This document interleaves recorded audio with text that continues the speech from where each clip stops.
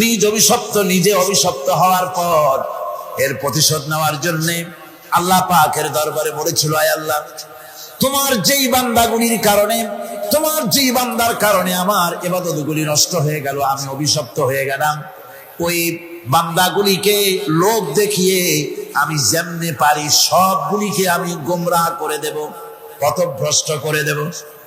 আল্লাহ পাকের জবাবে বললেন, ইন্না ইবাদি লাইসা লাকা আলাইহিম সুলতান ইল্লা মান ইত্তাবাকা মিনাল গাওয়িন। আমার বান্দাদের উপরে তোমার কোনো কর্তৃত্ব নাই। আমার বান্দা, আদর করে আল্লাহ পাক বলছেন, আমার বান্দাদের উপরে তোমার কোনো কর্তৃত্ব নাই। তবে হ্যাঁ, যারা তোমার কথা মান্য করবে তারা অবশ্যই গুমরাহ হয়ে যাবে, পথভ্রষ্ট হয়ে যাবে। কিন্তু আমার সত্যিকারের বান্দা যারা, তাদের উপরে তুমি গুমরাহি, তাদেরকে তুমি পথভ্রষ্ট করতে পারবে না, তাদের উপরে তোমার কোনো কর্তৃত্ব নাই। ভাইরা আমার, হযরত ঈসা আলাইহিস সালামের ব্যাপারে, হযরত ঈসা আলাইহিস সালামকে খ্রিস্টানেরা তারা বলেছে, ওয়াকালাতিন নাসারাল মাসীহ ইবনুল্লাহ। মসিহ হচ্ছে কার ছেলে? নাউযুবিল্লাহ। বলেন সবাই নাউযুবিল্লাহ। তাকে যখন আল্লাহর ছেলে বলা হলো, আল্লাহর পুত্র বলা হলো, রব্বুল আলামিন তার জবাবে বললেন, ইন হুয়া ইল্লা আবদুন আনআমনা আলাইহি। তিনি তো একজন বান্দা, তিনি আমার বান্দা ছাড়া আর কিছুই নন। আমি তার প্রতি অনুগ্রহ করেছি। বান্দা, আমার বান্দা। আল্লাহ পাকের বান্দা হওয়ার ব্যাপারে কোন মানুষের লজ্জা থাকার কথা নয়। এমনকি আল্লাহ পাক ঈসা আলাইহিস সালাম সম্পর্কে বলছেন, লা ইয়াস্তানকিফাল মাসীহু আইয়াকুনা আবদান লিল্লাহি ওয়ালাল মালাইকাতুল মুকাররাবুন। মসিহ আল্লাহর বান্দা, তাতে কখনো বিন্দুমাত্র লজ্জা তিনি পোষণ করেন নাই যে আমি আল্লাহর বান্দা, আল্লাহর গোলাম। এটা কথা হইল? এরকম লজ্জা তিনি পোষণ করেন। এমনকি তার নিকটবর্তী ফেরেশতা যারা, তারাও আল্লাহর বান্দা, গোলাম হওয়ার জন্য তাদের ভিতরে কোনো লজ্জা নাই। যারা নাকি আল্লাহর গোলাম, এই ব্যাপারে যাদের মধ্যে লজ্জার সৃষ্টি হয়, আল্লাহর গোলাম এটা কেমন কথা, বান্দা হওয়াটা কেমন কথা। যারা গোলামীকে অস্বীকার করে তাদের সম্পর্কে আল্লাহ পাক বলছেন, ওয়া মান ইয়াস্তানকিফ আন ইবাদাতিহি ওয়া ইয়াস্তাকবির ফাসায়াহশুরুহুম ইলাইহি জামিআ। কেউ যদি আল্লাহর বন্দেগী করার ব্যাপারে লজ্জা পোষণ করে, যদি লজ্জার কারণ মনে করে, অহংকার করে, গৌরব করে, তাহলে তারা পালাবে কোথায়, যাবে কোথায়? আমি কিয়ামতের দিন সবগুলিকে এক জায়গায় করে ফেলবো। সুতরাং আল্লাহ পাকের গোলামিতে আল্লাহ যে বান্দা বলে যখন ডাকেন, লজ্জার কোনো কারণ নাই। অহংকার যে করবে সে নিজেকে ধ্বংস করবে। আল্লাহ পাক সব নবীদেরকে নিজের বান্দা বলেছেন। নবীরা কি? আল্লাহ পাকের বান্দা। হযরত ইউসুফ আলাইহিস সালাম সম্পর্কে আল্লাহ পাক বলছেন, কাযালিকা লিনাসরিফা আনহু আস-সুআ ওয়াল ফাহশা ইন্নাহু মিন ইবাদিনাল মুখলাসিন। এরূপই ঘটলো যাতে আমি ইউসুফ আলাইহিস সালামকে, আমার বান্দা, তাকে আমি নির্লজ্জতা ইত্যাদি থেকে আমি রক্ষা করেছি। নিশ্চয়ই হযরত ইউসুফ ছিল আল্লাহ পাকের বান্দা, আল্লাহ পাকের আব্দ। রাসূল করিম সাল্লাল্লাহু আলাইহি ওয়াসাল্লাম তিনি হচ্ছেন সর্বশ্রেষ্ঠ আল্লাহর পয়গম্বর। তার থেকে শ্রেষ্ঠ নবী আর কি কেউ আছে? জোরে বলেন, আছে? তার থেকে মাহবুব, তার থেকে শ্রেষ্ঠ আল্লাহর কাছে কেউ নেই। সেই নবীকে আল্লাহ রাব্বুল আলামিন কোরআনে কারীমের ভিতরে তাকে আব্দ বলেছেন। কি বলেছেন? অনেকগুলি আয়াত আছে যে আয়াতের ভিতরে আল্লাহ পাক তার নাম নেন নাই, নবী বলেন নাই, রাসূল বলেন নাই, শুধু বলেছেন আব্দ। যেমন ফাআওহা ইলা আবদিহি মা আওহা। অতঃপর তার বান্দার নিকট যা ওহী করার ছিল তা তিনি করলেন। সেই বান্দাকে মুহাম্মদ সাল্লাল্লাহু আলাইহি ওয়াসাল্লাম। অন্য আয়াতে আল্লাহ পাক বলছেন وأنه لما قام عبد الله يدعوه كادوا يكونون عليه لبدا। আর এই আল্লাহর বান্দা যখন নামাজ পড়তে দাঁড়িয়ে গেল, আল্লাহকে ডাকার জন্য যখন দাঁড়ালো, তখন লোকেরা তার উপরে ঝাঁপিয়ে পড়লো, ঝাঁপিয়ে পড়ার জন্য প্রস্তুতি গ্রহণ করলো। এখানে আব বলা হয়েছে কাকে? মুহাম্মদ সাল্লাল্লাহু আলাইহি সাল্লামকে। এভাবে করে অন্য এক আয়াতে আল্লাহ পাক তার হাবিবকে আব বলছেন, বান্দা বলতেছেন ইন কুনতুম ফি রাইবিন মিম্মা নাযালনা আলা আবদিনা। আমার বান্দার উপরে যে কিতাব নাজিল করেছি তাতে যদি তোমাদের কোনো সন্দেহ হয়, এই যে আমার বান্দার উপরে, ওই বান্দা কে বলেন সবাই? মুহাম্মদ রাসূলুল্লাহ সাল্লাল্লাহু আলাইহি ওয়াসাল্লাম। অন্য আয়াতে বলা হচ্ছে তাবারাকাল্লাযী নাযালাল ফুরকানা আলা আবদিহি লিয়াকুনা লিল আলামিনা নাযীরা। অতীব বরকতপূর্ণ সেই মহান সত্তা যিনি তার বান্দার উপরে ফুরকান নাজিল করেছেন। কে সেই বান্দা? মুহাম্মদ সাল্লাল্লাহু আলাইহি ওয়াসাল্লাম। মেরাজের ঘটনা বলতে গিয়ে আল্লাহ রাব্বুল আলামিন বলতেছেন সুবহানাল্লাযী আসরা বিআবদিহি লাইলাম মিনাল মাসজিদিল হারামি ইলাল মাসজিদিল আকসা। পবিত্র সেই মহান সত্তা যিনি তার বান্দাকে ইসরা করিয়েছেন। কে সেই বান্দা? মুহাম্মদ রাসূলুল্লাহ সাল্লাল্লাহু আলাইহি ওয়াসাল্লাম। সুতরাং আবদিয়ত, ইবাদত, গোলামি, এটা হচ্ছে মানুষের জীবনের সবচেয়ে বড় মর্যাদাকর খেতাব আল্লাহর পক্ষ থেকে আল্লাহর বান্দা হওয়া। গোলামি পরিপূর্ণরূপে হবে কেবলমাত্র আল্লাহ পাকের। এই গোলামির জন্যই আল্লাহ পাক আমাদেরকে সৃষ্টি করেছেন, অন্য কোনো কাজে আমাদেরকে সৃষ্টি করেন না। সেই জন্য আমাদেরকে গোলামি করতে হবে, আনুগত্য করতে হবে কেবলমাত্র কার বলুন তো? এই গোলামি যদি সঠিকভাবে করি, যদি বান্দারা যারা আল্লাহ পাকের বান্দা বলে, গোলাম বলে নিজেদেরকে দাবি করে, যদি সঠিকভাবে ইবাদতটা করা যায়, তাহলে আল্লাহ তাদের জন্য কি ওয়াদা করেছেন শুনুন। দুনিয়ায় তাদেরকে আল্লাহ পুরস্কার দেবেন, আখিরাতেও দিবেন। এটা বন্ধ করেন। দুনিয়া এবং আখিরাতে আল্লাহ পুরস্কার দেবেন। সে পুরস্কারটা কি? দুনিয়ার পুরস্কারটা আগে শোনো। আল্লাহ পাক বলেন যারা আমার ইবাদত করবে তাদের ব্যাপারে আমার ওয়াদা শোনো। ওয়াদাল্লাহুল্লাযীনা আমানু ওয়া আমিলুস সালিহাতি লায়াস্তাখলিফান্নাহুম ফিল আরদি কামা ইসতাখলাফাল্লাযীনা মিন ক্বাবলিহিম। তোমাদের মধ্যে যারা ঈমান এনেছে এবং সৎ কাজ করেছে, আল্লাহ রাব্বুল আলামিন তাদের ব্যাপারে আল্লাহর ওয়াদা হচ্ছে, আল্লাহর প্রতিজ্ঞা হচ্ছে, আল্লাহ ওয়াদা করতেছেন তাদেরকে জমিনের উপরে প্রতিষ্ঠিত করবেন। যেমন করে তোমাদের পূর্বপুরুষদেরকে প্রতিষ্ঠিত করা হয়েছিল, ওইভাবে তোমাদেরকে প্রতিষ্ঠিত করা হবে। সুবহানাল্লাহ। প্রতিষ্ঠিত করা হবে মানে রাষ্ট্র ক্ষমতা দেওয়া হবে। কি দেওয়া হবে? যদি গোলাম হও, যদি কি হও? গোলাম। আল্লাহ পাক বলছেন শুধু তাই নয়, আমি আমার দিনকে যারা প্রতিষ্ঠা করবে, আমার গোলামেরা যদি, আমার বান্দারা সঠিকভাবে যদি আমার গোলামি করে, মানে আমলে সালেহ করে, নেক কাজ করে, আমি তাদেরকে রাষ্ট্র প্রতিষ্ঠার সুযোগ করে দেব। আর তাদের জন্য ভীতির পরিবর্তে, সন্ত্রাসের পরিবর্তে শান্তি কায়েম করে দেব। সুবহানাল্লাহ। وَلَيُمَكِّنَنَّ لَهُمْ دِينَهُمُ الَّذِي ارْتَضَىٰ لَهُمْ وَلَيُبَدِّلَنَّهُمْ مِنْ خَوْفِهِمْ أَمْنًا। তাদের দিনকে তারা নিজেদের জন্য যা পছন্দ করেছে অবশ্যই তিনি তা কায়েম করে দিবেন, এবং সন্ত্রাস আর ভীতির পরিবর্তে আল্লাহ নিরাপত্তা দান করবেন। যেরকম সুবহানাল্লাহ। সন্ত্রাস বন্ধ হবে, চুরি, ডাকাতি, জেনা, ব্যভিচার সব বন্ধ হয়ে যাবে। তোমরা ক্ষমতায় থাকবে, তোমরা ডমিনেটেড হবে না, তোমরা ডমিনেট করবে। গোটা পৃথিবীকে শাসন করবে, শাসিত তোমরা হবে না।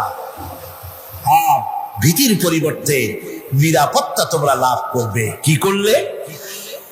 ইয়াবুদুনানি লা ইউশরিকুনা বি শাইআ। সুতরাং তারা যেন আমার ইবাদত করে এবং আমার সঙ্গে যেন কাউকে শরীক না করে। আল্লাহ বলছেন, তোমরা যদি আমার সাথে শরীক না করো, ইবাদতের মধ্যে কাউকে যদি শরীক স্থাপন না করো, আর যদি তোমরা আমার ইবাদতটা সলিডভাবে আমার জন্যই করো, তাহলে রাষ্ট্র ক্ষমতা তোমাদের হাতে আসবে, সন্ত্রাস নির্মূল হবে, শান্তি প্রতিষ্ঠিত হবে। এই হচ্ছে দুনিয়ার পুরস্কার। এটা কিসের পুরস্কার? আর আখিরাতের পুরস্কারের কথা বলা হচ্ছে, وَمَن يُطِعِ اللَّهَ وَرَسُولَهُ وَيَخْشَ اللَّهَ وَيَتَّقِهِ فَأُولَئِكَ هُمُ الْفَائِزُونَ। যে ব্যক্তি আল্লাহ এবং রাসূলের আনুগত্য করেছে, আল্লাহকে ভয় করে চলেছে, তার গজব থেকে বেঁচে রয়েছে, সেই হচ্ছে সফল কাম। সফল কাম মানে কি? কিয়ামতের দিন আল্লাহ পাক তাদেরকে জান্নাত দান করবেন। আল্লাহ পাক তাদেরকে কিয়ামতে কি দিবেন? জান্নাত দিবেন, চিরস্থায়ী শান্তির জায়গা, সেই জান্নাত লাভ করতে হবে। আল্লাহ রাব্বুল আলামিন তার হাবিব সম্পর্কে বলেন, তাবারাকাল্লাযী নাযালাল ফুরকানা আলা আবদিহি লিয়াকুনা লিল আলামিনা নাযীরা। অতীব বরকতশালী সে আল্লাহ রাব্বুল আলামিন, যিনি তার বান্দার উপরে ফুরকান অবতীর্ণ করেছেন, যাতে করে তিনি তার কওমের কাছে দাওয়াত পৌঁছান। এ কথা বলা হয় নাই, লিয়াকুনা লিল আলামিনা নাযীরা, বিশ্ববাসীর কাছে যেন তিনি দাওয়াত পৌঁছাতে পারেন, আল্লাহর সম্পর্কে, জাহান্নাম সম্পর্কে ভীতি প্রদর্শন করাতে পারেন, জান্নাতের সুসংবাদ দিতে পারেন, হেদায়েতের দাওয়াত পৌঁছে দিতে পারেন। এই জন্য আমি রাসূলকে পাঠাইছি তাম বিশ্বের সমস্ত মানুষের জন্য। সুবহানাল্লাহি ওয়া বিহামদিহি, তিনি সকলের জন্য। তার সম্মান আর মর্যাদা আল্লাহ রাব্বুল আলামিন এমন ভাবে পেশ করলেন, তার মর্যাদা এত বেশি, নবীর মর্যাদা এত বেশি, মুহাম্মদ সাল্লাল্লাহু আলাইহি ওয়াসাল্লাম যদি উম্মতের কোন ব্যাপারে যদি বলেন হ্যাঁ, অমনি উম্মতের জন্য তা হালাল হয়ে যায়। সুবহানাল্লাহ। কি আছে এমন যে তার মুখের কথাই কোন পরামর্শের ভাগ ধরে না? মুখের কথাটা কি? আইন। রাসূল যদি বলেন হ্যাঁ, উম্মতের জন্য কি হয়? হালাল। রাসূল বলছেন না, উম্মতের জন্য কি হয়ে গেল? হারাম হয়ে গেল। সুবহানাল্লাহ। এটা হচ্ছে আল্লাহ তার রাসূলকে লেজিসলেটিভ পাওয়ার, আইন তৈরি করার অধিকার আল্লাহ তার হাবিবকে দিয়েছেন। রাসূল ছিলেন শারে, শরীয়ত প্রণেতা। হালাল হারামের সীমারেখা কোরআনে যা আছে এতগুলি শেষ নয়। হালাল হারামের সীমারেখা রাসূল পাককে প্রদান করার জন্য, নির্ধারণ করার জন্য আল্লাহ পাক তাকে পারমিশন দিয়েছেন, পাওয়ার দিয়েছেন। ওয়ামা আতাকুম, আমাকে ছেড়ে দাও, আমাকে দৌড়াতে দাও, আমি দৌড়াইয়া বাড়ি পৌঁছে গিয়ে দেখতে চাই আমি আগে দৌড়ায় বাড়িতে গেলাম না নবীজির দোয়া আমার আগে আমার বাড়ি পৌঁছে গেল। কোনটা হলো আমি সেটা দেখতে চাই। হযরত আবু হুরায়রা দৌড়াতে দৌড়াতে ঘরের কাছে গিয়ে নক করেছে, ভিতর থেকে আওয়াজ এলো, কে? কিছুক্ষণ পর মা আমার বেরোলেন, মাথার চুল দিয়া পানি পড়তেছে, বুড়া মানুষ। মা আমার কাছে এসে বলল, বাবা তোমাকে মারার পর আমি বড় অনুতপ্ত হয়েছি, মনে মনে অনুশোচনা করেছি, আরে আমার ছেলে তো কোনো খারাপ জায়গায় যায় নাই, কোনো খারাপ মানুষের কাছে যায় নাই, মারলাম কেন? বড় অনুতপ্ত হয়ে গেছি আমি। এই অনুশোচনা করে আমি এইমাত্র গোসল করেছি, আমাকে নিয়ে চলো তুমি বিশ্ব নবী রাসূলুল্লাহর দরবারে। আমার ভাইরা, রাসূল পাক সাল্লাল্লাহু আলাইহি ওয়াসাল্লাম আল্লাহর নবী এমন এক মহান সত্তা ছিলেন যে তিনি দোয়া আল্লাহর দরবারে হাত উঁচু করতে দেরি আছে, কিন্তু দোয়া কবুল হতে দেরি নাই। হিজরত করে মদিনায় এসেছেন, নামাজ পড়তে দিল চায়, কাবা শরীফের দিকে ফিরে যদি নামাজ পড়তে পারতাম দিলটা বড় ভালো লাগতো, কিন্তু হাত উঁচু করে মোনাজাত করতেছেন না, আল্লাহর কাছে বলতেছেন না যে আল্লাহ তুমি আমার কিবলাটা বাইতুল মুকাদ্দাস থেকে ফিরাইয়া মক্কা শরীফে বাইতুল্লাহর দিকে ফিরাইয়া দাও, মুখেও বলতেছেন না, মনেও না। শুধু আকাশের দিকে বারবার তাকাচ্ছেন, মুনাজাত করেন নাই, মনে মনে আশা পোষণ করতেছেন যদি এমন একটা ওহী নাযিল হয়ে যেত। আল্লাহ রাব্বুল আলামিন সঙ্গে সঙ্গে রাসূল যোহরের নামাজ পড়তেছিলেন, 2 রাকাত পড়া হয়ে গেছে, এমন সময় ওহী নাযিল হয়ে গেল, قد نرى تقلب وجهك في السماء। ও নবী, আমি দেখতে পেয়েছি বারবার আপনি আকাশের দিকে তাকাচ্ছেন। সুবহানাল্লাহ, আমি দেখতে পেয়েছি। فَلَنُوَلِّيَنَّكَ قِبْلَةً طَاهِرَةً فَوَلِّ وَجْهَكَ شَطْرَ الْمَسْجِدِ الْحَرَامِ। আর দেরি নাই, আপনার মনের আশা পুরো হয়ে গেছে, এক্ষুনি আপনার কিবলা পরিবর্তন করুন। হুজুর 2 রাকাত পড়েছিলেন বাইতুল মাকদাসের দিকে ফিরে, বাকি 2 রাকাত তিনি মক্কা শরীফের কাবা শরীফের দিকে ফিরলেন। আজও পর্যন্ত সেই মসজিদ আছে, সাক্ষ্য দিচ্ছে নবীর কথা কিভাবে মঞ্জুর হয়। মসজিদে কিবলাতাইন মদিনা মুনাওয়ারায় সেই মসজিদ আজও আছে। ভাইরা আমার, রাসূল পাক সাল্লাল্লাহু আলাইহি ওয়াসাল্লাম এত বড় মর্যাদা সম্পন্ন ব্যক্তিত্ব, মহান ব্যক্তিত্বের উম্মতের মধ্যে আল্লাহ আমাদের শামিল করেছেন। শুকরিয়া স্বরূপ আমরা পড়ি আলহামদুলিল্লাহ। জোরে সোরে পড়েন আলহামদুলিল্লাহ। আমার ভাইরা, মর্যাদা এত বেশি আল্লাহ রাসূলকে আল্লাহ রাব্বুল আলামিন দান করেছেন। এই পৃথিবীতে কোন মানুষের সঙ্গে যদি আপনি বেয়াদবি করেন, তিনি আপনার বাপ হোক, তিনি আপনার মা হন, অথবা আপনার উস্তাদ হন, অথবা আপনার পীর হন, যে কেউ হোক না কেন, কারো সঙ্গে যদি কোনো বেয়াদবি হয়ে যায় তো শুধু একটা বেয়াদবি ছাড়া আর কিছুই না। কিন্তু নবীজির সঙ্গে যদি কেউ বেয়াদবি করে, সেটা শুধু বেয়াদবি থাকে না, কুফরি হয়ে যায়। কি হয়ে যায়? কুফরি হয়ে যায়। রাসূলুল্লাহকে কেউ তাওহীন করলে, অসম্মান করলে, সমালোচনা করলে কাফের হয়ে যায়। যেমন কি হয়ে যায়? কত বড় মর্যাদা! রাসূল পাক সাল্লাল্লাহু আলাইহি ওয়াসাল্লাম, তার সামনে সাহাবায়ে কেরাম বসা, হুজুর কথা বলছেন, সাহাবায়ে কেরাম তারাও কথা বলছেন। কথা বলতে বলতে এক পর্যায়ে সাহাবীদের গলার আওয়াজ বড় হয়ে গেছে, হুজুরের গলার আওয়াজ শোনা যায় না, সাহাবীদের গলার আওয়াজটা বড় হয়ে গেল। আল্লাহ রাব্বুল আলামিন এতটুকু বরদাস্ত করলেন, আমার নবীর গলার আওয়াজের চাইতে তোমাদের আওয়াজ বড় হলো কেন? সঙ্গে সঙ্গে ওহী নাযিল হয়ে গেল। আল্লাহ রাব্বুল আলামিন বলেন, ইয়া আইয়ুহাল্লাযীনা আমানু লা তারফাউ আসওয়াতাকুম ফাওকা সাউতিন নবী। ও বিশ্বাসীরা, খবরদার, তোমরা যারা ঈমান এনেছো শোনো, তোমাদের গলার আওয়াজ যেন আমার নবীর গলার আওয়াজের চাইতে বড় না হয়ে যায়। যদি তা হয়, আনতাহবাতা আমাল, জীবনের সমস্ত ভালো কাজগুলি আমি আল্লাহ বরবাদ করে দেব। আজ পর্যন্ত এই আয়াতে কারীমা রাসূল পাক সাল্লাল্লাহু আলাইহি ওয়াসাল্লামের রওজায়ে আতহারের সামনে সবুজ সাইনবোর্ডের উপরে সোনার অক্ষর দিয়ে এই আয়াতে কারীমা লেখা রয়েছে, সুবহানাল্লাহ।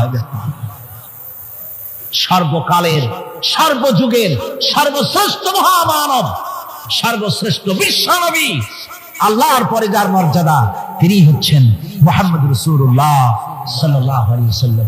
তার অনুসরণ করা ইবাদত, তার অনুসরণ করা কি? আর তার নাফরমানি করা কুফরি। আল্লাহ রাব্বুল আলামিন বলেন, নবী আপনি বলুন, কুল ইন কুনতুম তুহিব্বুনাল্লাহ ফাত্তাবিউনি ইউহিব্বুকুমুল্লাহ ওয়া ইয়াগফির লাকুম যুনুবাকুম ওয়াল্লাহু গফুরুর রাহিম। নবী বলুন, তোমরা যদি আল্লাহকে ভালোবাসো, মুমিনদেরকে শোনানো হচ্ছে, শোনো, তোমরা যদি আল্লাহকে ভালোবাসো, ফাত্তাবিউনি, ও নবী আপনি বলে দেন যে তাহলে আমার অনুসরণ করো। কার অনুসরণ? নবী। কার অনুসরণ? নবীর অনুসরণ। আল্লাহরে যদি ভালোবাসো, এই দাবি যদি সত্য হয়, আমার অনুসরণ করো। আর আমার অনুসরণ যদি করো, আল্লাহ পাক বলেন, নবী শুনায় দেন, আপনার অনুসরণ যারা করবে আল্লাহ তাদেরকে ভালোবাসবেন। আর শুধুই ভালোবাসবেন না, তামাম জিন্দেগির সকল গুনাহ খাতা রব্বুল আলামিন মাফ করে দিবেন। জীবনের সব গুনাহ মাফ হয়ে যাবে যদি হুজুরের অনুসরণ করা যায়। বিশ্বকবি কবি সম্রাট আল্লামা ইকবাল রাহমাতুল্লাহ আলাইহি বলেছেন, কি মোহাম্মদ সে वफा तूने तो हम तेरे हैं, ये जहां चीज ही क्या लोहो कलम तेरे हैं। মোহাম্মদ সাল্লাল্লাহু আলাইহি ওয়াসাল্লামের সঙ্গে মোহাব্বত জুড়ে দাও। আকাশ আর জমিন তো দূরের কথা, লোহ কলম পর্যন্ত আমি আল্লাহ তোমার জন্য করে দেব। তুমি মুহাম্মদের হয়ে যাও সাল্লাল্লাহু আলাইহি ওয়াসাল্লাম, তার অনুসরণ করো, তার অনুকরণ করো জীবনের সব ক্ষেত্রে। ভাইরা আমার, তিনি হচ্ছেন আদর্শ। ভালো করে শুনুন, এই পৃথিবীতে কোন পীর সাহেব, কোন খাজা বাবা, কোন মাওলানা সাহেব, তার অন্ধ অনুকরণ করা যাবে না। যাবে চোখ বুঝে, চোখ বুঝে, বিনা প্রশ্নে, বিনা তর্কে যার অনুসরণ করতে হবে তিনি হচ্ছেন মুহাম্মদ রাসূলুল্লাহ সাল্লাল্লাহু আলাইহি ওয়াসাল্লাম। বিনা প্রশ্নে। কোন পীর সাহেব বললেন সকালবেলায় 10,000 বার আল্লাহু আল্লাহু করো, আল্লাহ আল্লাহ আসতে হু জোরে, অথবা লা ইলাহা ইল্লাল্লাহ 500 বার জিকির করো, লা ইলাহা আসতে ইল্লাল্লাহ জোরে। আর ইল্লাল্লাহ কোন কোন মুরিদরা তো এত জোরে করে তাতে কলব থাকলেও পারে গেলেও পারে। আপনি ওই পীর সাহেবের কথা মতো এই জিকির করবেন, আপনাকে দেখতে হবে রাসূল পাক সাল্লাল্লাহু আলাইহি ওয়াসাল্লাম এইরকম জিকির করেছেন কিনা। ঠিক কিনা বলেন? সাহাবায়ে কেরাম রিদওয়ানুল্লাহি তাআলা আলাইহিম আজমাইন তারা এরকম জিকির করেছেন কিনা। যদি রাসূল এরকম জিকির করে থাকে, সাহাবায়ে কেরাম এরকম জিকির করে থাকে, অবশ্যই সেই জিকির আমরা করব। ঠিক কিনা? অন্ধভাবে কাউকে গ্রহণ করব না।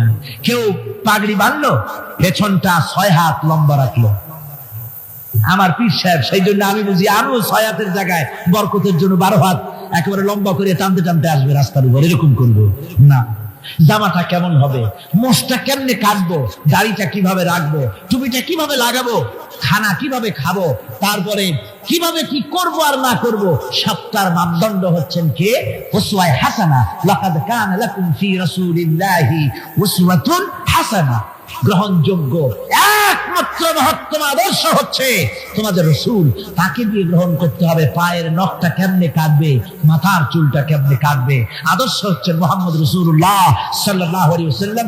ওই রাসূলের অনুসরণ অনুকরণ করে কোন পীর সাহেব, কোন মাওলানা সাহেব যদি বলে, তাহলে তাকে অনুসরণ করা যাবে। তবে মিলাই দেখতে হবে যে কথা ঠিক আছে কিনা, উনি যা বলছেন, উনি যা করছেন ওইটা ঠিক আছে কিনা। তাহলে তা না হলে ধোকায় পড়ে যেতে হবে। কি যে করতে হবে? ধোকায় পড়ে যেতে হবে। আজকাল তো নানান রকম বাইর হয়েছে, বুঝলেন না? নামের আগে সৃষ্টি লাগায় দেয়। ওই যে ঢাকার কাছে এক জায়গায় একটা সদরুদ্দি সৃষ্টি হইলো, তারপরে তাকে উঠায় দেওয়ার জন্য কত সংগ্রাম হলো, কত মানুষ মরলো। আপনার পত্রিকা পড়েন নাই? সে বলেছে রোজা না রাখলে চলবে, ইফতার আসরের সময় করলে হবে, আর রোজার দিন দুপুরের সময় চিড়ে চিড়ে খাইলে অসুবিধা নেই। বুঝলেন? যশোরে গেলাম, সেখানে শুনলাম সেই পাকিস্তান আমলে এক পীর নাকি আসছিল, এসে বলে গেছে, ভাই আসল পর্দা মনের পর্দা, এর থেকে বাইরের কোন পর্দা না। লোক দেখা না পর্দাটা করে লাভ কি? আসল পর্দা মনের পর্দা। তারপরে মনে মনে নামাজ পড়ো, মনে মনে রোজা রাখো, মনে মনে হজ করো, যাকাত দাও। মনটা সাফ হয়ে গেলে তোমার আর কোনো অসুবিধা নাই। এই মনের পীর আসলো, আমি সেই এলাকায় গেলাম, যাইয়া শুনি এই রকমের কাম করছে। আমি বললাম, ওই লোকটা যদি আবার আসে, আম গাছের সাথে বান্ধা থুই। তারপরে সে যখন বলবে যে আমার তো পেশাব পায়খানা করা লাগবে, আমারে ছাড়ো, তোমরা বলবা যে না, ছাড়া যাবে না। মনে মনে যদি নামাজ পড়ে যায়, মনে মনে পেশাব পায়খানা করবে। যদি বলে আমার ক্ষুধা লাগছে অথবা পানি পান করবো, তৃষ্ণা লেগেছে, বলতে হবে মনে মনে যদি রোজা রাখা যায় তো মনে মনে খাওয়া দাওয়ার কামটা সারিয়ে নেন, মেহরবানি করে। এই ধরনের কিছু সংখ্যক লোক বেরিয়েছে, যাদেরকে লোকেরা সাহাবীদের চাইতে, নবীদের চাইতেও বড় মনে করে। আশ্চর্য কথা, বিভিন্ন জায়গায় এ ধরনের পীর হয়, তাদের আবার নওরোজ অনুষ্ঠান হয়, তাদের জন্ম দিবসে তাদেরকে গোসল করানো হয়, সেই গোসলের পানি আবার মুরিদেরা খায়। জোরে কর নাউজুবিল্লাহ, জোরে কর নাউজুবিল্লাহ।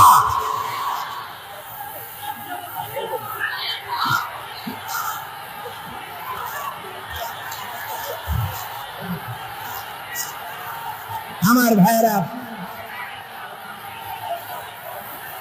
পীর সাহেবের গোসল করা পানির ভিতরে মুসলমানদের জন্য কোনো বরকত নাই। আছে কোনো বরকত? প্রশ্নই ওঠে না, তার শরীরের কত জায়গা ধুয়ে পানি পড়তেছে। আর সেইটা মুরিদরা খায়, লজ্জা নাই, শরম নাই, ঘৃণা পর্যন্ত নাই। খুলনার এক এলাকা আছে, এক পীর সাহেব, তার মুরিদরা তার পায়ের বুড়ো আঙ্গুল চষে, চুষতে চুষতে প্রায় ঘা বানায় ফেলেছে। তা আমি মুরিদদের জিজ্ঞেস করলাম যে তোমরা এরকম পাঁচ আঙ্গুল চষো কেন? কয় যে হুজুরের মারেফত পায়ের আঙ্গুল দিয়ে পেটের মধ্যে ঢুকবে সেই জন্য। কি কি ধরনের খোরাফা, কি বিদআত! রাসূল পাক সাল্লাল্লাহু আলাইহি ওয়াসাল্লাম যা করেন নাই, সাহাবায়ে কেরাম যা করেন নাই, সেগুলি চালু হয়ে গেছে সমাজে। এর থেকে বাঁচতে হবে, আপনাকে মনে রাখতে হবে, কলিজার মধ্যে ঈমান রাখতে হবে। কোন পীর সাহেব, কোন মাওলানা সাহেব ফু দিয়া আমার ভাগ্য ভালো বানায় দেবে অথবা আমাকে ভাগ্য নষ্ট করে দিবে, আমি আল্লাহর কসম তো বিশ্বাস করি না। আমার ভাগ্য,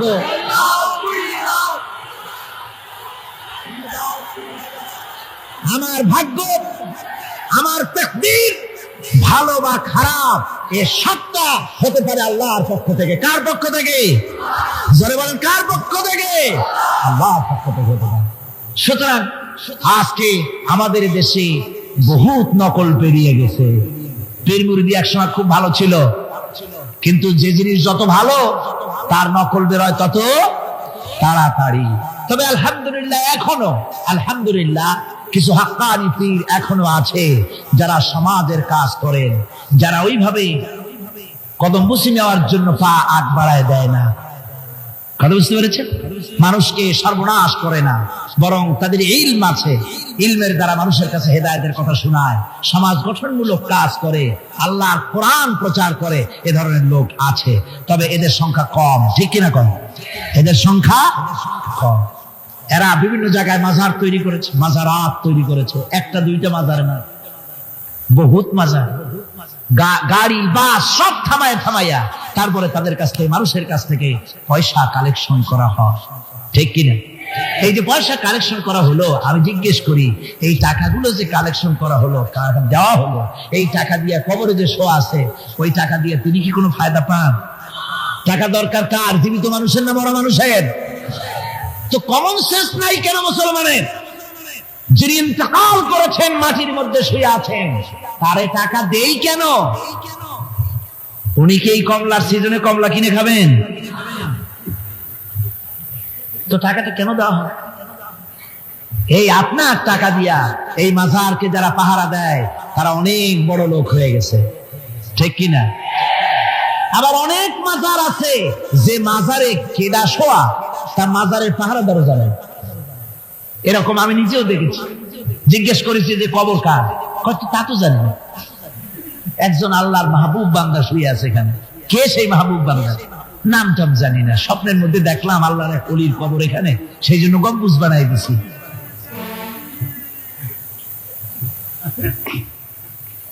একটা রিসালার মধ্যে দেখেছি, একটা রিসালার মধ্যে লেখা হয়েছে যে একজন পীর সাহেবের এক মুরিদ ছিল। তো পীর সাহেবের বাড়িতে এক মাজার আছে, সেই মাজারকে কেন্দ্র করে প্রতি বছর ওরস হয়। মুরিদ, সে গরিব মানুষ, ব্যবসা বাণিজ্য করে খায়। তারপরে তার একটা গাধা ছিল, সে গাধার উপরে সওয়ার হয়ে বাজার ঘাট করতো, মালপত্র আনা নেওয়া করে, ওই দিয়ে তার জীবিকা নির্বাহ। একদিন তার গাধাটা মারা গেল। সে রিসালার মধ্যে লেখা হয়েছে যে লোকটা তখন গাধা মরেছে, এরা কিচ্ছু নাই, জমি জমাও নাই, খাবে কি করে?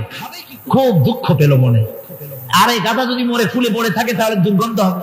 সেই জন্য রাস্তার পাশে ঝুপড়ি, তার একটা বাড়ি, ওই বাড়ির পাশেই রাস্তার পাশেই একটা কবর খুঁড়িয়া তার মধ্যে গাধারে শোয়াই দিয়া দাফন টাফন করিয়া কবরের পাশে বসে আর দুশ্চিন্তা করতেছে যে আমি এরপরে বাঁচবো কি করে, খাবো, ঘুমায়, মানে চোখ বুঝে বুঝে কাঁদতেছে। এমন সময় ওইটা ছিল বাজারে যাওয়ার রাস্তা, লোকজন বাজারের দিকে যাচ্ছে। যাওয়ার সময় চিন্তা করলো যে এখানে তো কোনোদিন মাজার দেখিনি, এখানে একটা লোক কাঁদতেছে মাজারের কাছে বসে, না জানি কোনো অলি আল্লাহর কবর হবে বোধ। এরপরে লোকেরা বাজার থেকে ফেরার সময় দেখে যে হ্যাঁ, ওই সেই লোকটা এখনো কাঁদতেছে।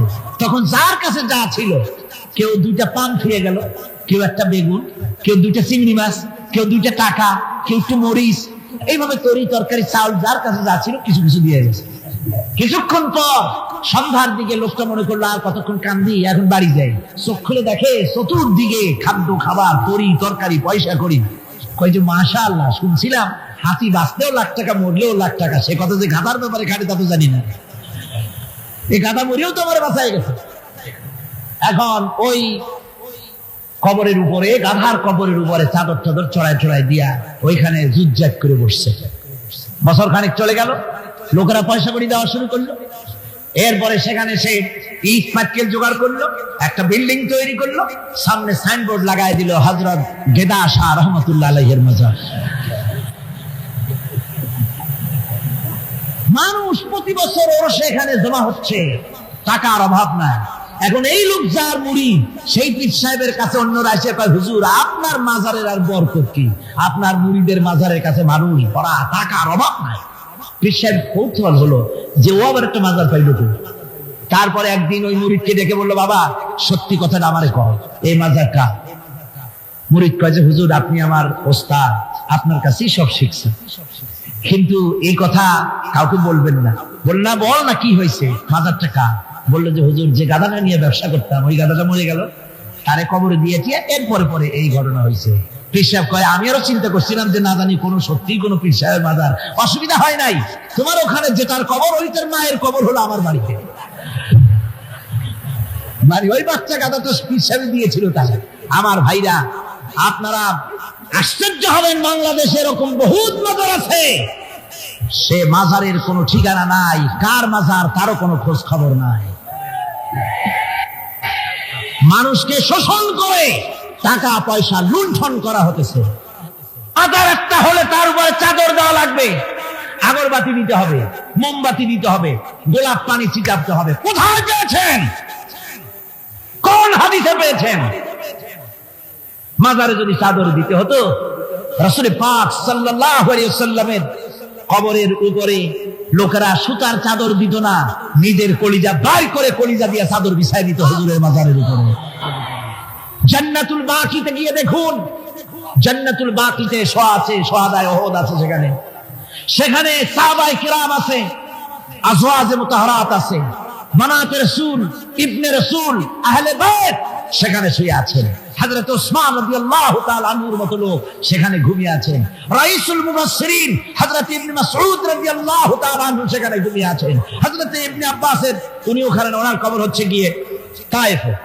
এই ধরনের ইতিহাসের মধ্যে এসেছে জান্নাতুল বাকির মধ্যে কমসে কম 10,000 সাহাবায়ে কিরামদের মাজার আছে। সুবহানাল্লাহ। যায় দেখেন তো জান্নাতুল বাকিতে একটা চাদর আছে নাকি? যারা হজ করতে গেছেন কোন চাদর দেখেছেন?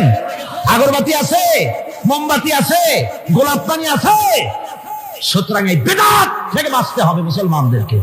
মুসলমানদের সাথে সম্পর্ক মসজিদের, মুসলমানদের সাথে সম্পর্ক কিসের? অবশ্যই মাজারের সাথে সম্পর্ক নয়। মাজারের সাথে সম্পর্ক শুধু এতটুকু, আল্লাহর ওলিদের মাজারকে ঘেরাও দিয়ে সুন্দর করে রাখুন, যাতে করে অপবিত্র না হয়। লোকেরা কেউ যদি আসে জিয়ারত করার সুযোগ পায়, শিরক বিদআত থেকে মুক্ত হয়ে এতটুকুন করা যেতে পারে। কিন্তু বিশাল আকারের গম্বুজ করে লাইট জ্বালাতে হবে, আগরবাতি মোমবাতি দিতে হবে, এটা সম্পূর্ণ বিদআত। এক শ্রেণীর লোকেরা এগুলি করে ব্যবসা করতেছে। সেই জন্য বলছি যে আমাদেরকে ইত্তেবা করতে হবে রাসূলের। কার ইত্তেবা করতে হবে? যা রাসূল করেন নাই, যা সাহাবায়ে কিরাম করেন নাই, তা আমরা করতে পারি না। এই জন্য আমার মুসলমান ভাইরা, আল্লাহর প্রতি ঈমান, রাসূলের প্রতি ঈমান। ঈমানের অর্থ হলো আল্লাহর নবী যে কথাগুলি তিনি বলে গিয়েছেন তার ওসওয়াকে ধরে রাখা, রাসূলের আদর্শ দিয়ে পায়ের নখকাটা থেকে শুরু করে মাথার চুল পর্যন্ত গ্রহণ করতে হবে। নবী মুহাম্মদ রাসূলুল্লাহ সাল্লাল্লাহু আলাইহি ওয়াসাল্লামের তিনি যেভাবে যা করেছেন তার উল্টা পাল্টা একটাও করা যাবে না, সব করতে হবে কার কথা মতো? রাসূল পাক সাল্লাল্লাহু আলাইহি ওয়াসাল্লামের কথা মতো। রাসূলের প্রতি ঈমান এর অর্থ হলো তিনি হচ্ছেন আইনদাতা, তিনি আইন ও বিধান দিয়েছেন আল্লাহর পক্ষ থেকে। আইন ও বিধান কার পক্ষ থেকে দিয়েছেন? আল্লাহর পক্ষ থেকে। তিনি যে বিচার করেছেন সেই বিচারক হিসাবে তাকে গ্রহণ করতে হবে। তিনি যে বিধান দিয়েছেন সেটাই মানতে হবে। তিনি শাসক ছিলেন, তিনি রাষ্ট্রপতি ছিলেন, তিনি সব ছিলেন, সকলের জন্য তিনি আদর্শ। তিনি যুবকের আদর্শ, তিনি নানার আদর্শ, তিনি স্বামীর আদর্শ, তিনি পিতার আদর্শ, তিনি রাষ্ট্রপতির আদর্শ, তিনি সেনাপতির আদর্শ, তিনি শ্রমিকের আদর্শ, তিনি সকলেরই আদর্শ। ঠিক কিনা কর? সকলের আদর্শ। রাসূলের ফয়সালা প্রত্যেকটি উম্মতকে মানতে হবে। একবার একজন মুসলমান আর একজন ইহুদি রাসূলের কাছে গিয়ে উপস্থিত হলেন। ইহুদি গিয়ে নালিশ করলো হুজুরের কাছে মুসলমানের বিরুদ্ধে। হুজুর সাল্লাল্লাহু আলাইহি ওয়াসাল্লাম সে নালিশ শুনে তিনি ফয়সালা দিলেন ইহুদির পক্ষে। মুসলমান ব্যক্তি অসন্তুষ্ট হয়ে গেল। তিনি চলে গেলেন হযরত ওমরের কাছে, গিয়ে বললেন, ভাই ওমর, একটা জিনিসের বিচারের সানি করার জন্য আপনার কাছে এসেছি। কি সানি? বলে যে মুহাম্মদ সাল্লাল্লাহু আলাইহি ওয়াসাল্লামের কাছে গিয়েছিলাম, তিনি এই বিচারটা করলেন, আমি মুসলমান, নামাজ পড়ি, সামদা দিই, জিহাদে যাই, আর আমার পক্ষে রায় না দিয়ে রায় দিলেন তিনি ইহুদির পক্ষে। আপনি মেহেরবানি করে বিচারের সানিটা করে দেন। হযরত ওমর বলছেন, অবশ্যই আমি সানি করব, বসো। হযরত ওমর ঘরে চলে গেলেন। ঘরের ভিতর থেকে একটা তরবারি নিয়ে এলেন। তরবারিকে খাপ মুক্ত করে তিনি বললেন, আল্লাহর বান্দা, যে ব্যক্তি মুহাম্মদ রাসূলুল্লাহ সাল্লাল্লাহু আলাইহি ওয়াসাল্লামের ফয়সালা করে দেওয়ার পর তার ফয়সালার সানি করতে আসে, ওর সানিটা, ওর ফয়সালাটা এরকম করে করে দিতে হয়। তরবারি দিয়ে আঘাত দিলেন, লোকটি দুই টুকরা হয়ে পড়ে গেল। আমার বন্ধুগণ, সারা এলাকায় সারা পড়ে গেল, মুসলমান, হযরত ওমর মুসলমান হত্যা করেছে। তার ওই নিহত ব্যক্তির আত্মীয় স্বজনরা দিয়ত দাবি করতে এলো। আল্লাহ রাসূলের কাছে আল্লাহ পাক জানিয়ে দিলেন যে এই লোক হযরত ওমর কোন মুসলমান হত্যা করেনি। হযরত ওমর যাকে হত্যা করেছে সে ব্যক্তি মুনাফিক। সে ব্যক্তি কি? মুনাফিক। অর্থাৎ হে রাসূল, আপনি ফয়সালা দেওয়ার পর সেই ফয়সালা যে মানে না, দ্বিধাদ্বন্দ্বে ভোগে, ওই ফয়সালা গ্রহণ করতে রাজি হয় না, সে মুমিন নয়, মুসলমান হিসেবে দাবি করতে পারে না, তার জমিনে বেঁচে থাকার অধিকারও সে হারিয়ে ফেলে। আমার মুসলমান ভাইরা, আল্লাহ রাব্বুল আলামিন আমাদের জন্য এভাবে করে তিনি আমাদের রাসূল পাক সাল্লাল্লাহু আলাইহি ওয়াসাল্লামকে দিয়েছেন, উসওয়া করে দিয়েছেন। তার ইতাআত করা, তার আনুগত্য করা দুনিয়াবাসীদের জন্য ফরজ করে দেওয়া হয়েছে। আল্লাহ রাব্বুল আলামিন বলেন, ওমা আরসালনা মির রাসূলিন ইল্লা লিয়ুতা বিইذনিল্লাহ। আমি যে রাসূল পাঠিয়েছি তাদের আনুগত্য করতে আমি বাধ্য করে দিয়েছি। তাদের আনুগত্য শুধু এই জন্যই করতে হবে, লোকদেরকে যেহেতু তারা নির্দেশ করেন আল্লাহর হুকুম অনুযায়ী, আল্লাহর নির্দেশ অনুযায়ী নবীদের আনুগত্য সকলেরই করা লাগবে। আল্লাহ পাক বলেন, যে ব্যক্তি রাসূলের আনুগত্য করে সেজন্য আমি আল্লাহ রাব্বুল আলামিনের আনুগত্য করলো। জোরে বলেন সুবহানাল্লাহ। এরপরে আল্লাহ রাব্বুল আলামিন বলেছেন, ইয়া আইয়ুহাল্লাযীনা আমানু আতিউল্লাহা ওয়া আতিউর রাসূল ওয়া লা তুবতিলু আমালাকুম। আল্লাহ পাক বলেন, ও বিশ্বাসীরা, তোমরা আনুগত্য করো আল্লাহর এবং আনুগত্য করো রাসূলের। কোন ব্যাপারে? কোন তো আনুগত্য যে আল্লাহ করতে বললেন আল্লাহর এবং রাসূলের, কোন ব্যাপারে আনুগত্য? সমস্ত ব্যাপারে, জীবনের সকল অঙ্গনে আনুগত্য করতে হবে। কার? আমি দেখতে পাচ্ছি মাঝখান থেকে দুই একজন লোক হাঁটেন, আমি কিন্তু আগেই নিষেধ করেছি এই বেয়াদবি আল্লাহর হস্তে কেউ করবেন না। আপনার হাঁটার কারণে অন্য লোকদের শোনার মধ্যে ডিস্টার্ব হয়, এই বেয়াদবি কেউ করবেন না। ভাইরা আমার, আল্লাহ এবং রাসূলের আনুগত্য করতে হবে জীবনের সকল ক্ষেত্রে। রাসূল পাক সাল্লাল্লাহু আলাইহি ওয়াসাল্লাম শুধু নামাজের কথা বলেছেন, শুধু রোজার কথা বলেছেন, হজ আর যাকাতের কথা বলেছেন, আর কিছু বলেন নাই নাকি? বলেছেন কিনা? রাসূলুল্লাহ রাজনীতি করেছেন কিনা? রাসূলুল্লাহ প্রেসিডেন্ট ছিলেন কিনা? যুদ্ধ করেছেন কিনা? কিন্তু আজ আমাদের দেশে শুনতে হয় রাসূলের প্রতি ঈমানের অর্থ কি? ঈমানের অর্থ শুধু এতটুকু নয়, রবিউল আউয়াল মাস আসবে আর তোমপে লাখো সালাম, আর সারা বছর খোঁজ নাই। খুব সুন্দর করে দরুদ শরীফ, মিলাদ শরীফ পড়বেন, আর রাসূলের আইন অমর্যাদা হবে। রাসূলের আইন সংসদে থাকবে না, পার্লামেন্টে থাকবে না, কোর্ট কাছারি আদালতে থাকবে না। বলা হবে ধর্ম আর রাজনীতি আলাদা। রাসূলের প্রতি এই ঈমানের 4 পয়সা মূল্য নাই। আছে মূল্য? মূল্য নাই। রাসূলের প্রতি ঈমান। ঈমান কি? ঈমানটাই হলো রাসূল যা করেছেন, আমাদেরকে যেভাবে যা আদেশ করেছেন তাই আমাদের মানতে হবে। উম্মতের এটা দায়িত্ব। কিন্তু আমরা এমনই উম্মত, আমরা নিজেরা ফয়সালা করে নিজেদের, আমরা বলেছি ধর্ম আর রাজনীতি আলাদা। অবশ্য চট্টগ্রামে এই ধরনের কথা কেউ বলে না, বলে ধর্ম আর রাজনীতি আলাদা। নাউযুবিল্লাহি মিন যালিক। ধর্ম আর রাজনীতি আলাদা যারা বলে, তারা হলো রাজনীতি ব্যবসায়ী। তারা কি ব্যবসায়ী? রাজনীতি ব্যবসায়ী। ওরা রাজনীতির ব্যবসা করে। জুদা হো জু দিন সে সিয়াসত রহ জাতি হ্যায় চেঙ্গেজি। ধর্ম থেকে রাজনীতি যখন আলাদা হলো, তখন সেখানে বাকি থাকে চেঙ্গিজিপনা, হালাকু খানপনা, মারামারি, হত্যাকাণ্ড সেখানে চালু থাকে, আর কিছুই থাকে না। ধর্ম ছাড়া রাজনীতি, তার নাম হচ্ছে প্রচন্ড দুর্নীতি। তার নাম কি? একটি প্রচন্ড দুর্নীতি। এক শ্রেণীর লোকেরা আজ বলছে যে ধর্ম আর রাজনীতি আলাদা। ধর্ম কোথায়? তাদের কথা হলো ধর্ম হলো পবিত্র জিনিস। ওই পবিত্র জিনিস থাকবে মসজিদে, পবিত্র জিনিস থাকবে মাদ্রাসায় আর খানকার ভেতরে। ওই পবিত্র ধর্ম রাজনীতিতে আনা যাবে না। ধর্মের প্রতি তাদের মহব্বত খুব। ধর্ম খুব পবিত্র। আল্লাহকে যেন বলা হচ্ছে, আল্লাহ আর হে রাসূল, তোমরা দুজনা মসজিদ আর মাদ্রাসায় থাকো, আমাদের জীবনের বিস্তীর্ণ অঙ্গনে তোমাদের প্রতি 144 92 ক ধারা 144 ধারা জারি করে দিলাম। আমাদের জীবনের বিস্তীর্ণ অঙ্গনে তোমরা আইসো না, তোমরা মসজিদে থাকো, মাদ্রাসায় থাকো, আমরা সুযোগ পাইলে তোমার একটা সেজদা দিয়ে আসবো। আর আল্লাহ তোমার একটা সেজদা পাওয়ার জন্য দারুণ ভাবে কাঙ্গাল হয়ে আছে না? নাউযুবিল্লাহি মিন যালিক। যারা বলে ধর্ম আর রাজনীতি আলাদা, তারা সুস্পষ্ট মুনাফিক। যারা বলেন তারা কি? এই লোকগুলি হচ্ছে ধর্ম নিরপেক্ষবাদী, সেকুলারিজম, ধর্ম নিরপেক্ষ মতবাদের লোক। তারা বলে যে ধর্ম নিরপেক্ষ, ধর্মের ব্যাপারে নিরপেক্ষতা অবলম্বন করা লাগবে। এরা খুব সুচতুর। ভাতের ব্যাপারে নিরপেক্ষতা অবলম্বন করেন। আপনারা কন, যে জিনিস যত বেশি প্রয়োজন আমরা তার পক্ষে থাকি না নিরপেক্ষ থাকি? ভাতের ব্যাপারে নিরপেক্ষ লোক আছে নাকি এখানে? ডায়াবেটিসের রোগী ছাড়া ভাতের ব্যাপারে নিরপেক্ষ লোক নাই, সবই পক্ষে। আচ্ছা, ঘুমটা আমাদের জন্য জরুরি কিনা? এই ঘুমের আমরা পক্ষে না বিপক্ষে? নিরপেক্ষ আছে কেউ? নাই।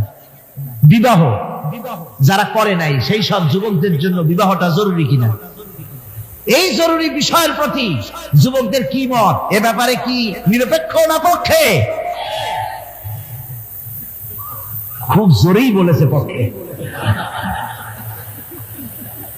তাহলে বোঝা গেল যে জিনিস যত বেশি জরুরি আমরা সেইটার পক্ষে, আর যেটা জরুরত নাই আমরা সেটা পক্ষে নাই। তাহলে ধর্ম কি এতই অজরুরি বিষয় যে এইটার ব্যাপারে আমরা শুধু নিরপেক্ষ হয়ে থাকবো? নাউযুবিল্লাহি মিন যালিক। ধর্মের ব্যাপারে নিরপেক্ষতা অবলম্বনকারী একটা রাজনৈতিক দল আমাদের দেশে কাজ করতেছে, ঠিক কিনা? ধর্ম নিরপেক্ষ মতবাদের সপক্ষে তারা কোরআনে কারীমের আয়াত বলে। তারা বলে, মৌলভী সাহেবরা কি বুখারী পড়ে নাই? বুখারীর মধ্যে আছে লাকুম দীনুকুম ওয়ালিয়া দীন। আর অনুসারীরা তখন চিন্তা করে, বাপরে, আমাদের নেতি খান বুখারীও পড়ে। আজীব তামাশা। লা ইকরাহা ফিদ্দীন, এর মধ্যে ধর্ম নিরপেক্ষতার গন্ধ নাই। সূরাটির নাম হচ্ছে সূরা কাফিরুন। সূরাটির নাম কি? কাফেরেরা বলেছিল, হে মুহাম্মদ সাল্লাল্লাহু আলাইহি ওয়াসাল্লাম, ধর্মের ব্যাপারে আমাদের ভিতরে বড় ঝগড়াঝাটি প্রায় লেগে থাকে, সুতরাং ধর্ম নিয়ে বাড়াবাড়ি না করে আসো, আমরা এক কাজ করি, তোমরা কিছুদিন আমাদের প্রতিমাগুলির সামনে এসে একটু পূজা দিয়ে যাও, আর আমরাও কয়েকদিন তোমাদের মসজিদে গিয়ে আল্লাহর সেজদা দিয়ে আসবো। এইভাবে আমরা ধর্মকে 50-50 ভাগাভাগি করে নেই। কাফেরেরা, তোমরা যার ইবাদত করো আমরা তার ইবাদত করি না, আবার আমরা যার ইবাদত করি তোমরা তার ইবাদত করো না। সুতরাং লাকুম দীনুকুম ওয়ালিয়া দীন। সুতরাং তোমাদের ধর্ম তোমাদের জন্য, আমাদের ধর্ম আমাদের জন্য। তার মানে তোমরা তোমাদের ধর্ম নিয়ে থাকো, আমরা আমাদের ধর্ম নিয়ে থাকি। এটা কি নিরপেক্ষের কথা হলো, পক্ষের কথা হলো? ওই বেওকুফরা তারা মানুষকে বিভ্রান্ত করতে চায়, কোরআনে কারীমের আয়াতকে নাজায়েজ তরিকায় তারা ব্যবহার করে। আবার বলে লা ইকরাহা ফিদ্দীন, মৌলবীরা জানে না ধর্মের মধ্যে বাড়াবাড়ি নাই। কত বড় মুফাসসির একজন, ধর্মের মধ্যে বাড়াবাড়ি নেই। লা ইকরাহা ফিদ্দীন, ধর্মে বাড়াবাড়ি এটা কিসের কথা? এই কথাটা হচ্ছে মুসলমানদেরকে বলা হচ্ছে অমুসলিমদেরকে বাধ্যতামূলক ভাবে ভয় দেখিয়ে, প্রলোভন দেখিয়ে, ত্রাস সৃষ্টি করে কোন ক্রমে তাদেরকে মুসলমান বানানো যাবে না। ইচ্ছে করে যদি কেউ আসে ইসলামের সৌন্দর্য মুগ্ধ হয়ে মোস্ট ওয়েলকাম, তাকে গ্রহণ করে। বাড়াবাড়ি করা যাবে না, ভয় দেখানো যাবে না, লোভ দেখানো যাবে না। এটা হলো লা ইকরাহা ফিদ্দীন। আর এই বেওকুফরা এই আয়াতকেও নিয়েছে তাদের ধর্ম নিরপেক্ষতার ক্ষেত্রে। আমি জিজ্ঞেস করতে চাই,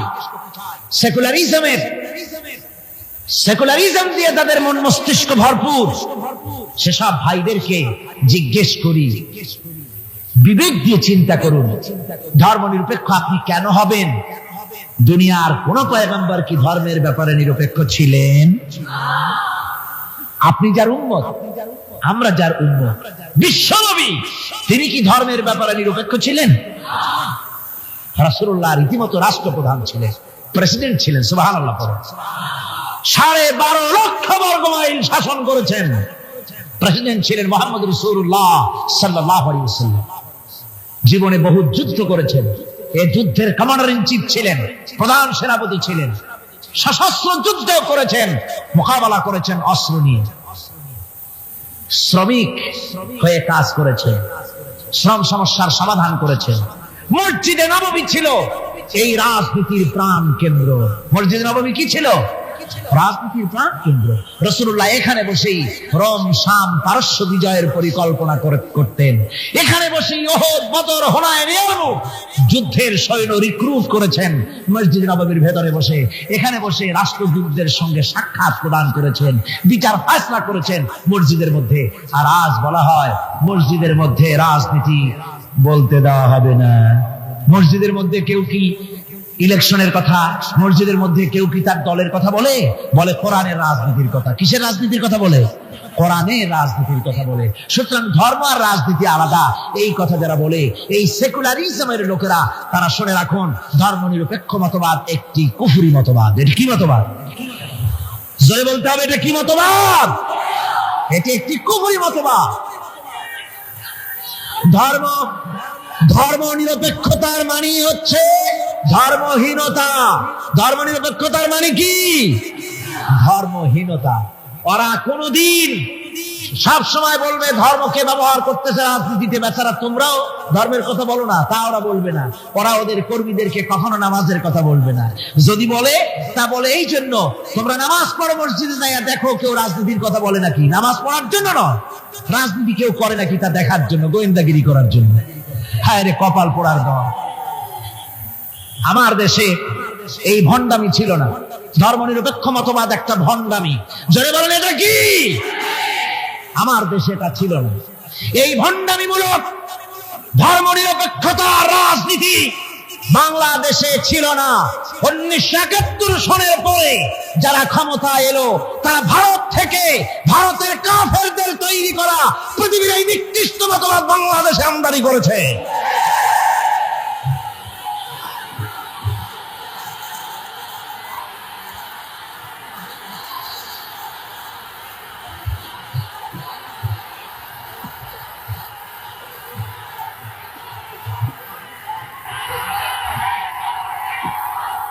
আমার মুসলমান ভাইয়েরা,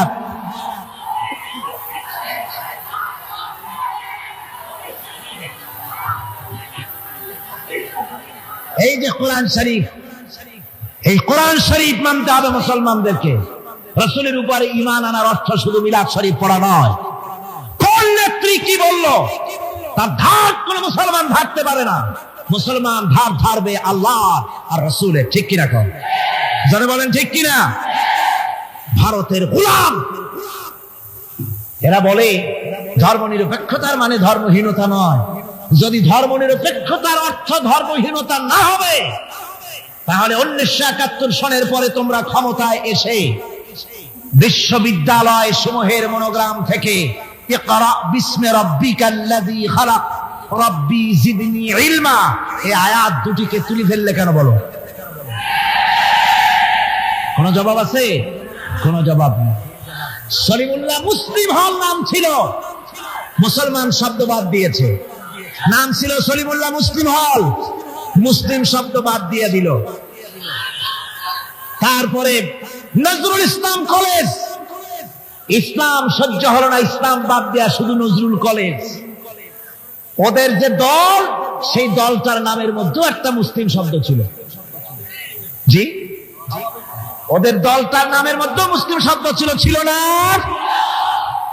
সেই শব্দটুকুনো তারা বরদাস্ত করে নাই। আমি ওদের দলের নাম নিতে চাই না, আপনারাই বুঝুন ওদের দলের নামের মধ্যে মুসলিম শব্দ ছিল কিনা। হিন্দুদের পাঁচ চাচা গোলাম, এই দলটি তাদের নাম থেকে মুসলিম শব্দকে বের করে দিয়েছে। এদের কাছে ইসলাম আর মুসলমান সবচাইতে সহ্যের বাইরে। তাই যখন ভারতে শত শত মসজিদ ভাঙে উগ্রপন্থী হিন্দুরা, তখন ভারতের ওই গোলাম দলটি শরীর আখড়া ঘুরে বেড়ায়।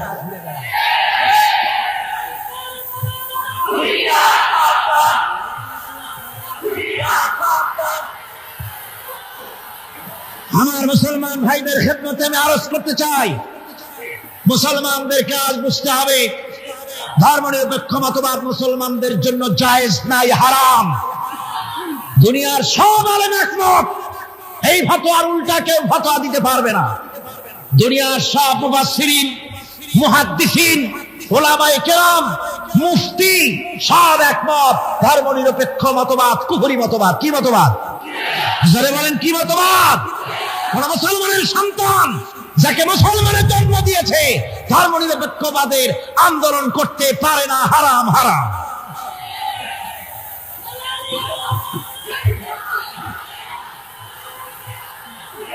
আমার বন্ধুগণ, এই কোরআন শরীফের ভেতরে, এই কোরআন শরীফের ভিতরে রয়েছে, আল্লাহ পাক এখানে বলে দিয়েছেন, দেখুন যদি ধর্ম আর রাজনীতি আলাদা হবে তাহলে ইউসুফ আলাইহিস সালাম প্রেসিডেন্ট হলেন কেন? সূরা ইউসুফ আছে না কোরআন শরীফে? হযরত ইউসুফ আলাইহিস সালাম জেলে গিয়েছিলেন, দীর্ঘদিন জেলে ছিলেন। জেল থেকে বেরিয়ে এসে মিশরের অর্থ এবং খাদ্য দুটি মন্ত্রণালয়ের দায়িত্বশীল মন্ত্রী হয়েছিলেন, আছে কোরআন শরীফে। গোটা মিশরের প্রেসিডেন্ট হয়েছিলেন, আছে কোরআনে। সুলাইমান আলাইহিস সালাম গোটা পৃথিবীর প্রেসিডেন্ট ছিলেন, আছে কোরআনে। মুহাম্মদ সাল্লাল্লাহু আলাইহি ওয়াসাল্লাম প্রেসিডেন্ট ছিলেন, আছে কোরআনে। সর্বত্র পয়গম্বরেরা রাজনীতি করেছেন। এই দুশ্চরিত্র লোকগুলি ভারতের গোলামেরা, তাদের কথা হলো আলেম ওলামারা রাজনীতি করবে না, ধর্মীয় মাহফিলে রাজনীতি হবে না। বাংলাদেশ তোমার বাপের সম্পত্তি, এমন ভাবে কথা বলে বাংলাদেশে ধর্ম নিয়ে রাজনীতি করতে দেওয়া হবে না। মনে হয় যেন বাপ, এই বাংলাদেশ ওর বাপের সম্পত্তি আর আমরা ঘর জমাই থাকি।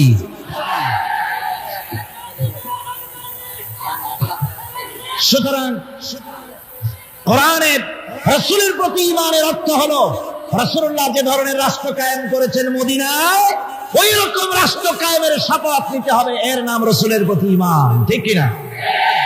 শুধু জামা কাপড় সুবিধা যেটা সেইটা, সুবিধাবাদ জিন্দাবাদ। রাসূলুল্লাহর সুন্নাত দুই রকম। সুন্নাত কয় রকম?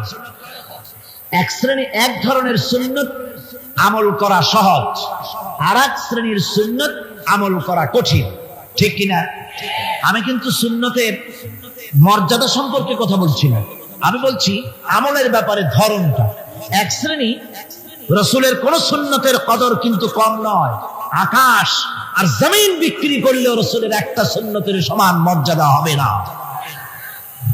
রাসূলের সুন্নত পালনের মধ্যে দুই ধরনের, একটা সুন্নত হচ্ছে পালন করা খুব সহজ, আর একটা পালন করা কঠিন। সহজ সুন্নত হলো চোখে সুরমা লাগানো, সহজ সুন্নত দুপুরে খাইয়া আরামে ঘুমানো, সহজ সুন্নত হলো কদু খাওয়া, সহজ সুন্নত খাবারের পরে মিষ্টি খাওয়া, এগুলি হলো সহজ সুন্নত। আর কঠিন সুন্নত হচ্ছে বদরের প্রান্তরে কাফেরদের মোকাবেলায় দাঁড়ানো।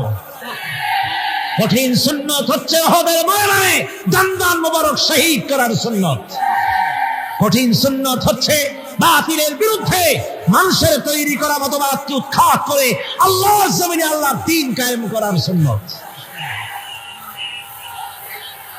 আমি আজ এই বিশাল জনতাকে জিজ্ঞাসা করতে চাই, আপনারা রাসূলের সহজ সুন্নাত আমরা যেভাবে পালন করব, কঠিন সুন্নাতটাও পালন করতে রাজি আছেন?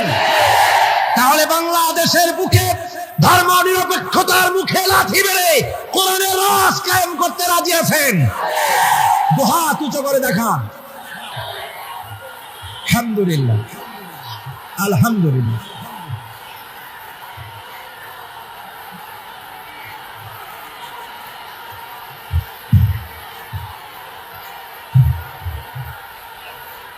সবাই বসে পড়েন, সবাই বসুন,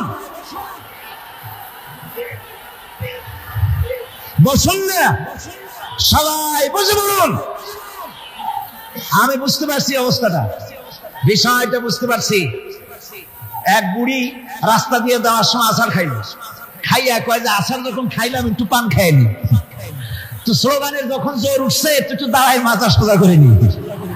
অবস্থা তাই হয়েছে, খারাপ হয়নি, ভালোই হয়েছে, আলহামদুলিল্লাহ। আজকে 3 জন মুসলমান হবে।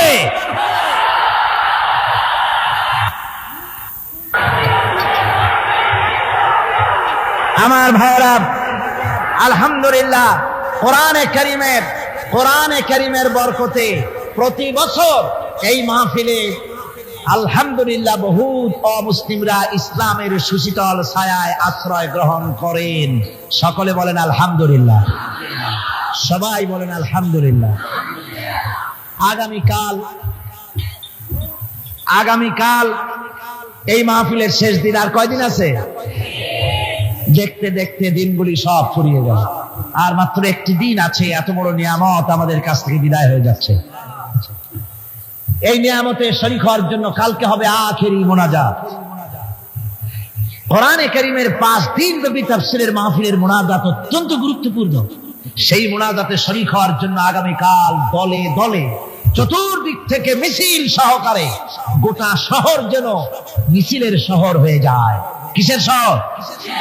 মিছিলের শহর। গোটা শহর মিছিলের শহর হবে আগামীকাল। আর মিছিল হবে কোরআনের মিছিল। কিসের মিছিল? এক জান্নাতি দৃশ্যর অবতারণা ঘটবে আগামীকাল ইনশাআল্লাহ। আপনারা আর বিশেষ করে মা বোনদের ব্যাপারে আমার ওয়াদা থাকে, যেহেতু প্রথম 4 দিন তাদের ব্যাপারে কথা বলার সময় হয় না, মা বোনদের ব্যাপারে আগামীকাল আমি আলোচনা করব ইনশাআল্লাহ। বলা হয় নারীদের নাকি ইসলাম অধিকার বঞ্চিত করেছে। ইসলাম নারীকে অধিকার থেকে বঞ্চিত করেছে না অধিকার প্রতিষ্ঠিত করেছে? কোরআন এবং হাদিস দিয়ে আগামীকাল বলবো। আল্লাহর জাহান্নাম থেকে বাঁচার জন্য আল্লাহ ব্যবসার কথা বলেছেন। সেই ব্যবসায় পুঁজি কয়টা? 3টা। কয়টা পুঁজির কথা বললাম? 2টা বলেছি। কয়টা বলেছি? গতকাল বলেছি 1টা, আজকে বললাম 1টা। আগামীকাল হবে জিহাদ। আগামীকাল কি আলোচনা হবে? জিহাদ ফি সাবিলিল্লাহ।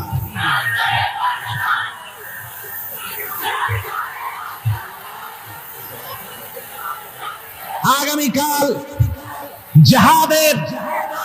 জিহাদের উপরে গুরুত্বপূর্ণ আলোচনা হবে। মা বোনদের ব্যাপারে আলোচনা হবে, অমুসলিম নাগরিকদের ব্যাপারে আলোচনা হবে, বাবরি মসজিদের ব্যাপারে আলোচনা হবে, বাংলাদেশের ভবিষ্যৎ সম্পর্কে আলোচনা হবে ইনশাআল্লাহ।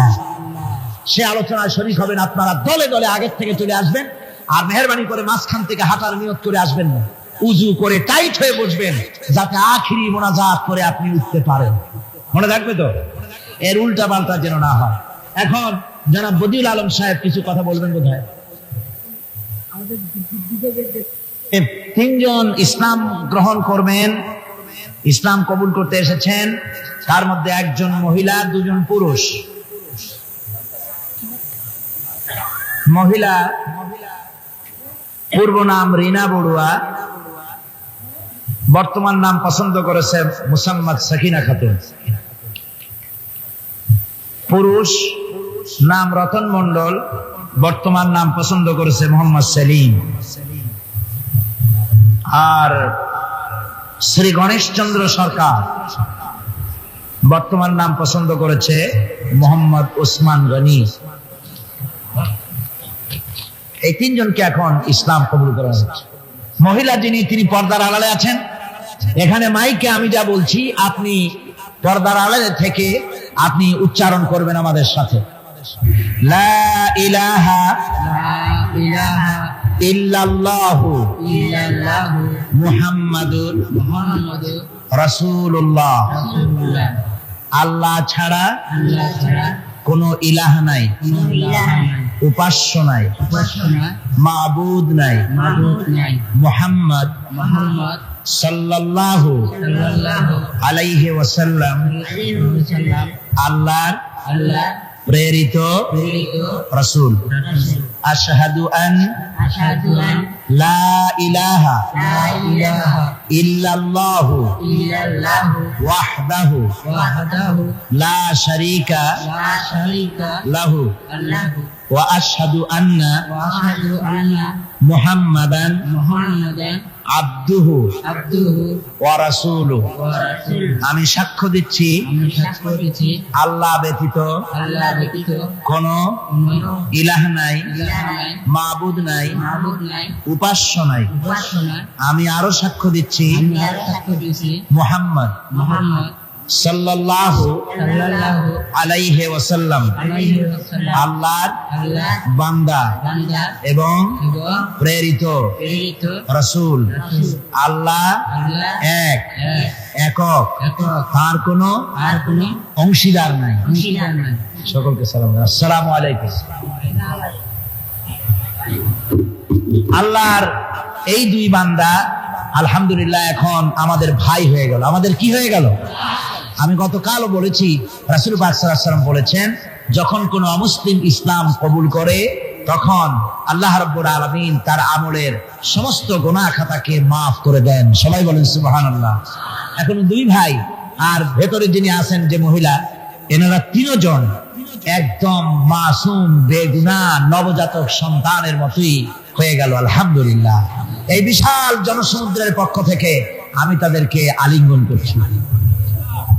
নারায়ে তাকবীর, আল্লাহু আকবার, নারায়ে তাকবীর, আল্লাহু আকবার। গতকাল আমার কাছে খবর এসেছে যে কলকাতা থেকে, পশ্চিমবঙ্গ থেকে অনেক লোক আসছে এখানে মাহফিলে, সপরিবারেও আসছে।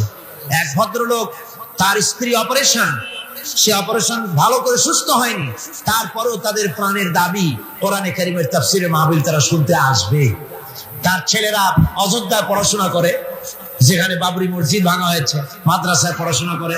তার স্ত্রীকে নিয়ে আসার সময় বেনাপোল বর্ডারে ওই হিন্দু পুলিশেরা তার কাছ থেকে তার পাসপোর্ট, তার টাকা পয়সা, বউর কাছে পয়সা করে সব সিনায় রেখে দিয়েছে।